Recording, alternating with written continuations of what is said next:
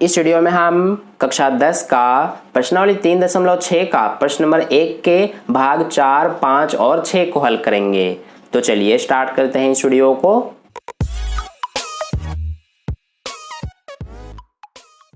तो देखिए dear students, चौथे भाग में हमें ये दो समीकरण दिए हुए हैं। अब देखिए इनको हमें सबसे पहले क्या करना है कि रैखिक समीकरण युग्म में बदलना है, क्योंकि हमें प्रश्न में कहा गया है कि जो हमें समीकरण दिए हैं सभी भागों में उनको हमें सबसे पहले रैखिक समीकरणों के युग्म में बदल करके और फिर हल करना है। जैसा हमने भाग 1, 2 और 3 किया था वैसे ही हमें इसको भी करना है। ठीक है, तो देखिए सबसे पहले हम क्या करेंगे कि जो हमारा ये पहला समीकरण है इसमें 5/x-1 है, इसको हम कैसे लिखेंगे। देखिए सबसे पहले यहाँ पर हम 5 लिख लेंगे और फिर इसके गुणा में हम क्या लिखेंगे, ये हमारा हो जाएगा 1/x-1। ठीक है, आई होप आपको समझ में आ गया होगा हमने ऐसा क्यों लिखा है, अगर आपने भाग 1, 2 और 3 वाली वीडियो देखा होगा तो। ठीक है, देखिए हमारा यहाँ पर क्या है 5/x-1, तो इसको हमने इस तरह से लिखा है 5 गुणा में 1/x-1,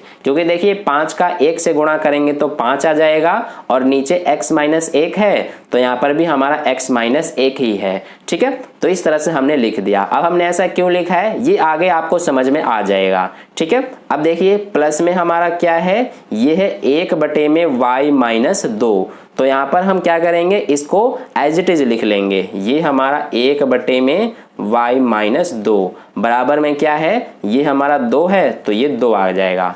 इसी तरह से दूसरे समीकरण में भी करेंगे। सबसे पहले इसमें 6/x-1 है, तो इसको हम कैसे लिख सकते हैं, इसको हम 6 गुणा में 1/x-1 लिख सकते हैं, क्योंकि 6 का 1 से गुणा करने पर 6 आ जाएगा और x-1 है नीचे तो यहाँ पर भी हमारा वही है। ठीक है, अब इसके बाद माइनस है तो माइनस लगाया, फिर यहाँ पर 3/y-2 है, तो इसको हम कैसे लिख सकते हैं, 3 गुणा में 1/y-2। ठीक है, तो ये हो गया हमारा। अब बराबर में क्या है 1। अब देखिए इसको आगे हम क्या करते हैं, अब सबसे पहले इसमें हम मान लेते हैं, तो यहाँ पर हम क्या मानेंगे, देखिए जो इसमें हमारा 1/x-1 है दोनों में और ये जो 1/y-2 है इन दोनों में, इनको मानेंगे। तो सबसे पहले हम 1/x-1 जो है इसको हम p मान लेते हैं, तथा जो हमारा 1/y-2 है इसको q मान लेते हैं।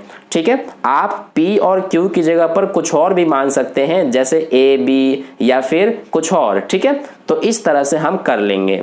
अब देखिए हम क्या करेंगे कि इन दोनों की जगह पर हम p और q लिखेंगे। सबसे पहले 5 है तो ये 5 आ जाएगा और फिर 1/x-1 है तो इसको हमने p माना है तो इसकी जगह पर हमें p लिख देना है। फिर प्लस में ये है तो यह आ जाएगा प्लस और इसको हमने क्या माना है यहाँ पर q, तो यहाँ पर लिख देंगे q।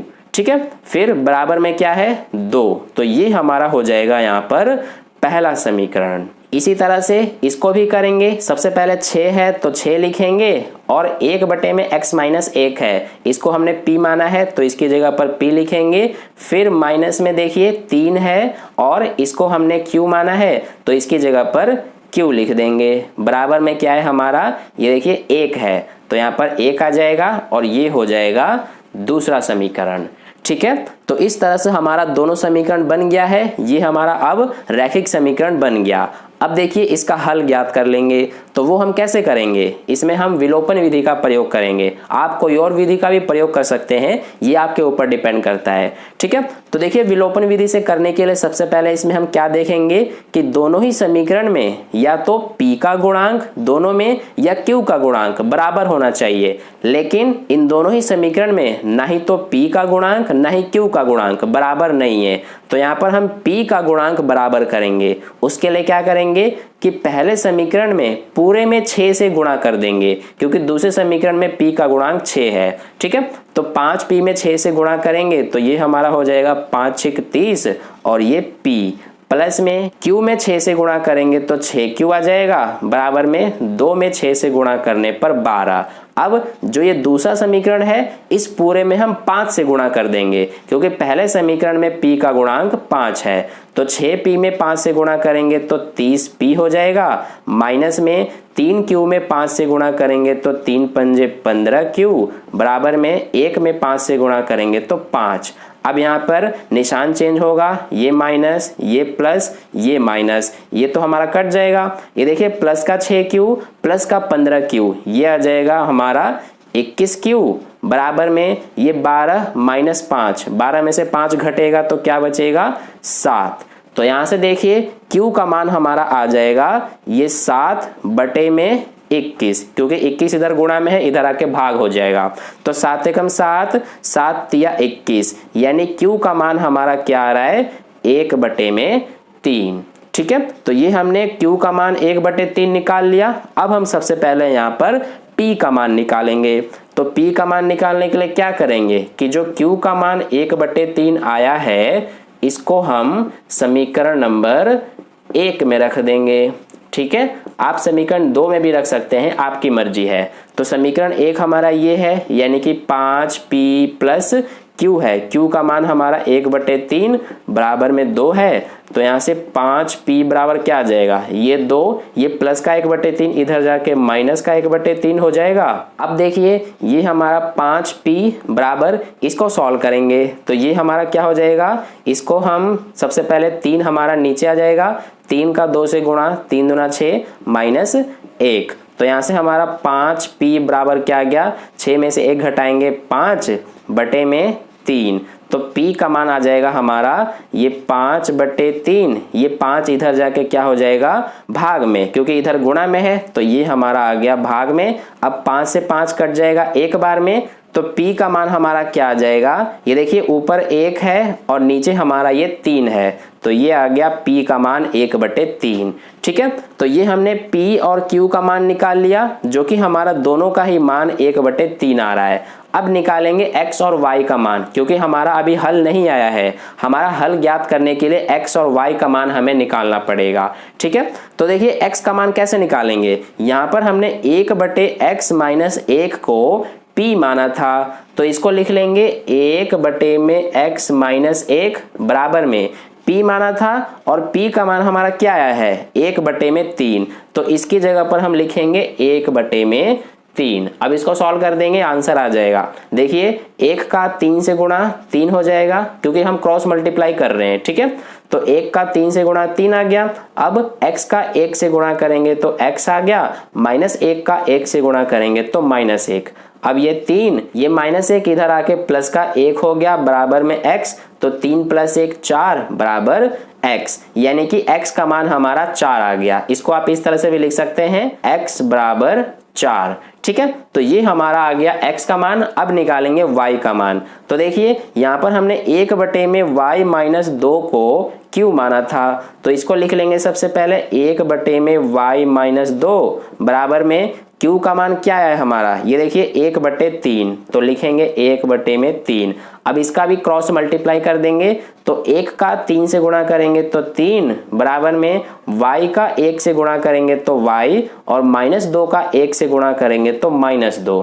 अब देखिए ये 3 है, ये माइनस 2 इधर आके प्लस हो जाएगा, यानी 3 प्लस 2 5 बराबर y, या फिर आप इसको ऐसे भी लिख सकते हैं y बराबर 5। तो यहाँ से हमारा x का मान 4 और y का मान 5 आ गया, यानी यही हमारा आंसर है। ठीक है, तो इस तरह से हमारा चौथा भाग सॉल्व हुआ।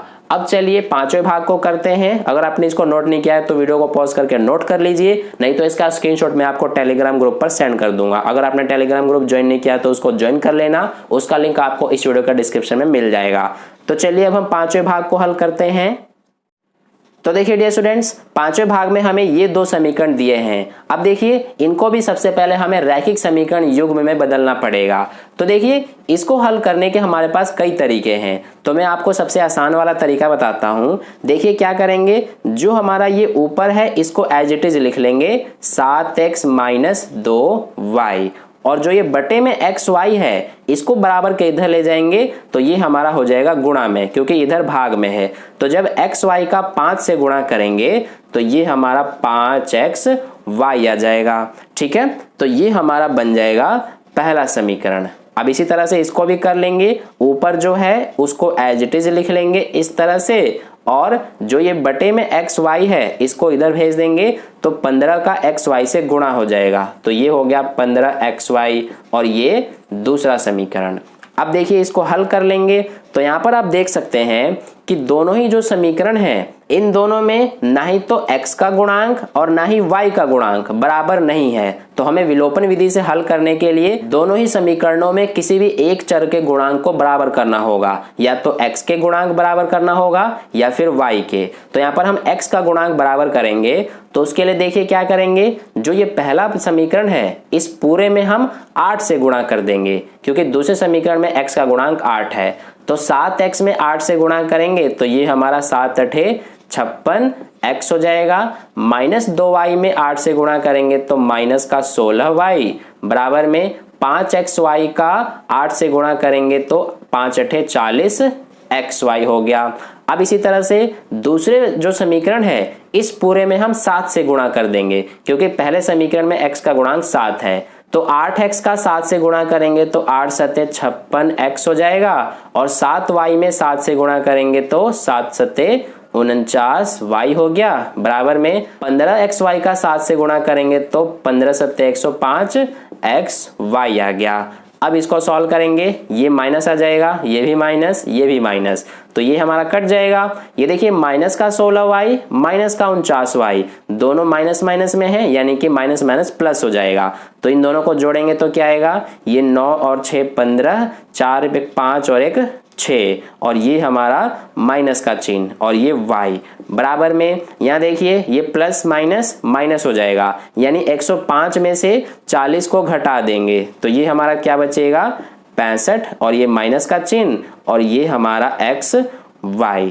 ठीक है, अब देखिए ये माइनस है तो माइनस कट जाएगा और यहाँ पर इस y से y भी कट जाएगा तो हमारे पास बच रहा है सिर्फ 65 बराबर में 65x। ठीक है, तो यहाँ से x का मान निकाल लेंगे, ये वाला 65 आ गया, ये 65 इधर गुणा में है इधर आके भाग में हो जाएगा तो इधर हमारा x बचेगा। अब देखिए ये हमारा 65 से 65 कट जाएगा एक बार में तो यहाँ से हमारा 1 बराबर x आ गया, या फिर इसको इस तरह से x बराबर 1 भी लिख सकते हैं। यानी x का मान हमने निकाल लिया 1।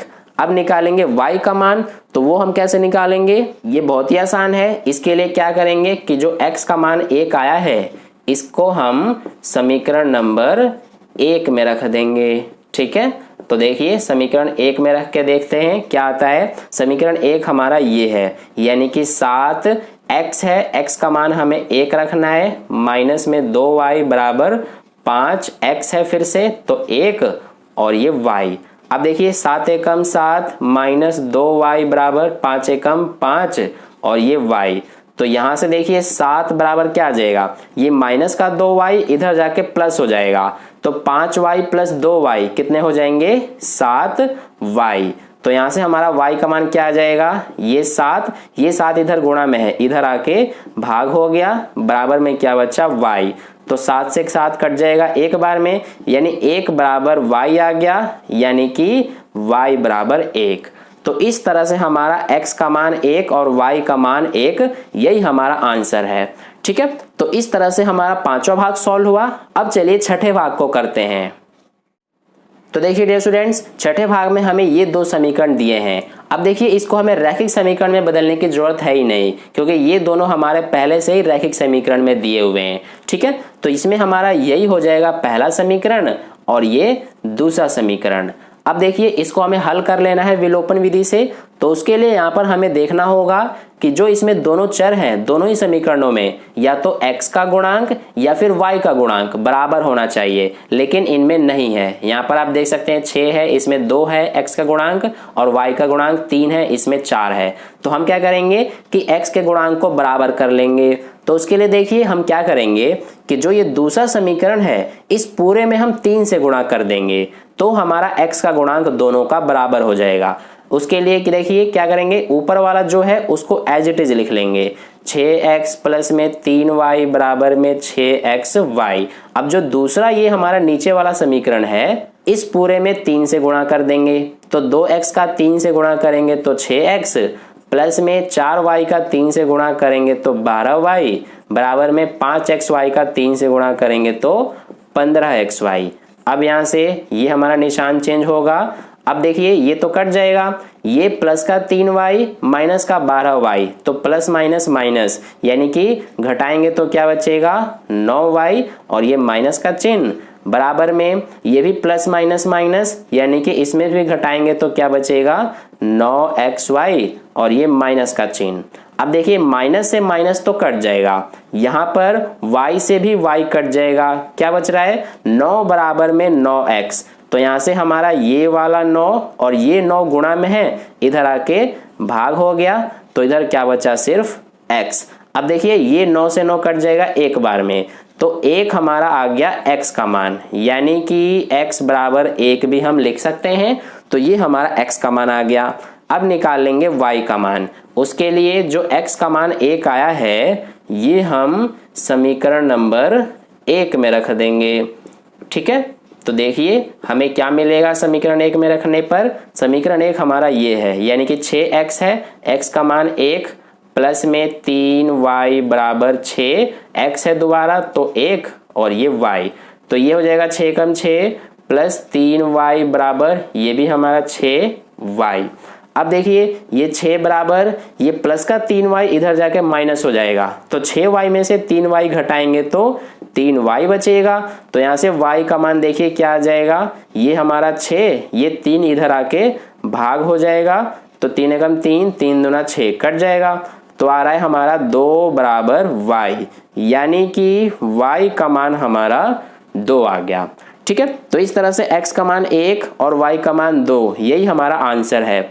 तो इस तरह से हमारा भाग 4, 5 और 6 का हल कंप्लीट हुआ। आई होप आपको प्रश्न काल अच्छे से समझ में आया है। अगर आपको वीडियो अच्छा लगा है तो लाइक कर देना, अपने दोस्तों के साथ शेयर कर देना, और पहली बार वीडियो को देख रहे हैं तो चैनल को सब्सक्राइब करके बगल में जो बेल आइकन आता है उस पर ऑल वाले पे क्लिक कर लेना, ताकि नेक्स्ट वीडियो जैसी अपलोड की जाए उसका नोटिफिकेशन सबसे पहले आपको मिल जाए। मिलते हैं अगले वीडियो में, धन्यवाद।